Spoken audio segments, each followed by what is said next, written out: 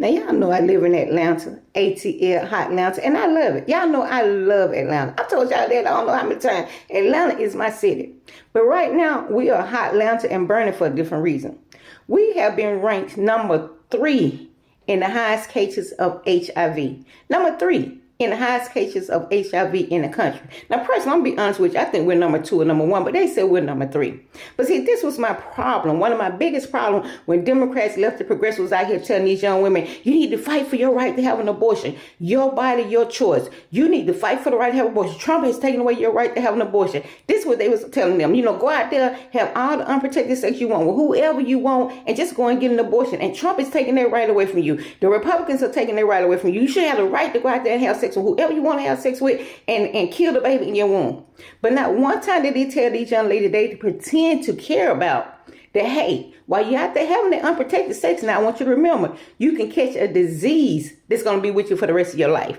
A disease that you cannot get rid of. A disease that may eventually take your life. Now, one time did they tell them that? They just had them up in arms and mad and outraged about not being able to go out there and have unprotected sex and kill the baby in your womb. Again, not telling them, but hey, while you out there having this unprotected sex, while you out there killing this baby in your womb, you may have caught something else besides the baby, but they pretend to care about women. Now, I know some of y'all gonna come back and say, well, you know, they got diseases now, they got medicines now, popcorn, that, you know, can't even detect HIV.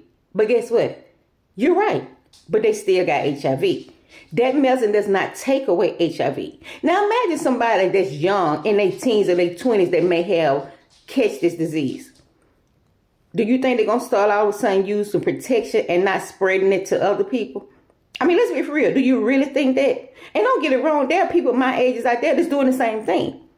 You have spouses that's doing the same thing. If I'm going to be honest with you, if you're married, you probably need to get tested too. Because in Atlanta, I have heard about a lot of men that are married that have been caught with other men. I mean, I'm just keeping it real. I'm just keeping it real. Y'all might not like it, but hey, I'm just keeping it real. So even if you're married, you might want to get tested. But Atlanta right now has been ranked number 3 in HIV. So yeah, it's your right to go out there and have unprotected sex. It's your body, your choice. It's your right to, you know, kill your baby in the room.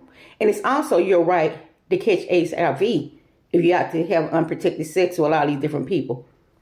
And it is what it is.